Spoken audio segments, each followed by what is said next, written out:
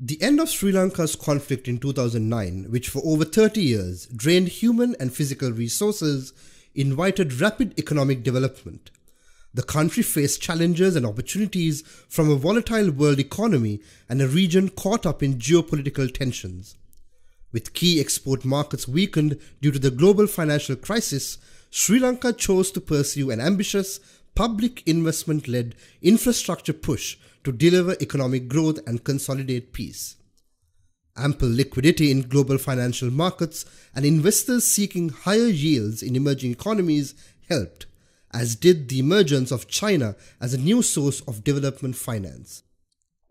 A decade on, while peace prevails, the Sri Lankan economy is set to face its most severe test yet. IPS warned in its 2014 Sri Lanka State of the Economy report that beyond the immediate headline macroeconomic numbers, the Sri Lankan economy continues to show skewed growth, high levels of external indebtedness, modest export earnings growth, and limited private investor appetite to expand production capacity.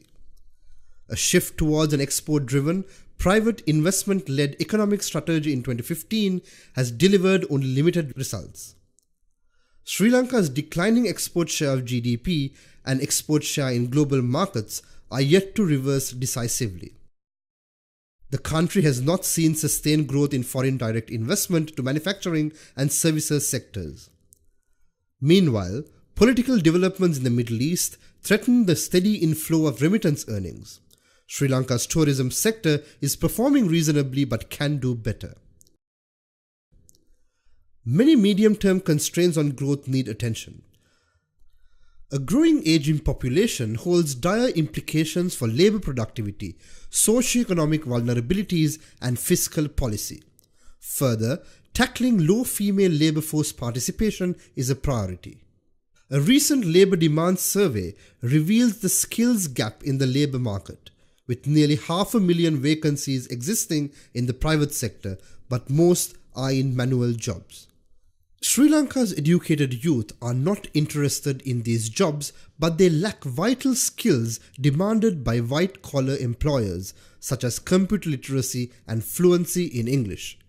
Our research shows that of 15 years plus population, only 22% have English literacy and 23% computer literacy. This is inadequate to transform Sri Lanka into a dynamic, knowledge-driven modern economy. Improving access to good jobs through skills development is needed to improve living standards and curb inequality.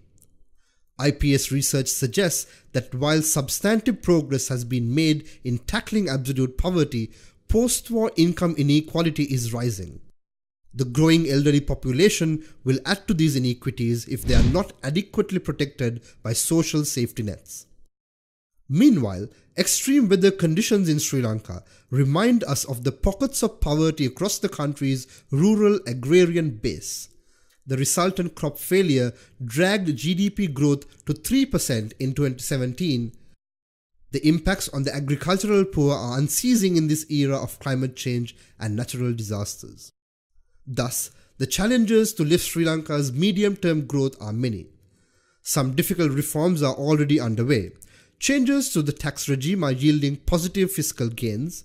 Reforms to trade policy, such as accessing markets through FTAs and GSP+, and regulatory changes to trade procedures are helping to improve export earnings. Reforms to reduce red tape are easing the cost of doing business and bringing in more foreign investments. But the pace of reforms has to quicken. Sri Lanka faces the daunting challenge of a bulge in foreign debt resettlements from 2019. It calls for healthy foreign exchange earnings and robust economic growth to mitigate refinancing risks.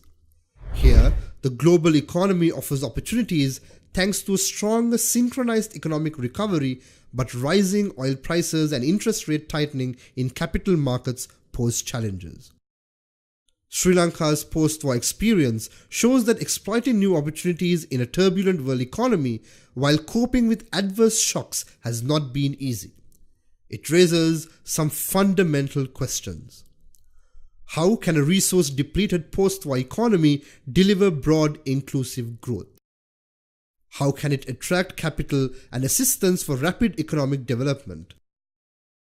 How can institutional and governance structures balance the need to rebuild war-devastated regions and deliver a swift peace dividend?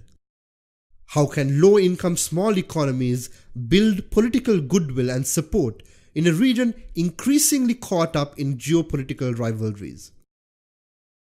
This conference on managing domestic and international challenges and opportunities in post-conflict development, lessons from Sri Lanka, convened to honor the memory of late Dr. Saman Kelegama, brings together local and international eminent economists to learn from Sri Lanka's struggle for a rapid post-war economic takeoff and achieve anticipated high middle income status while managing difficult internal and external challenges.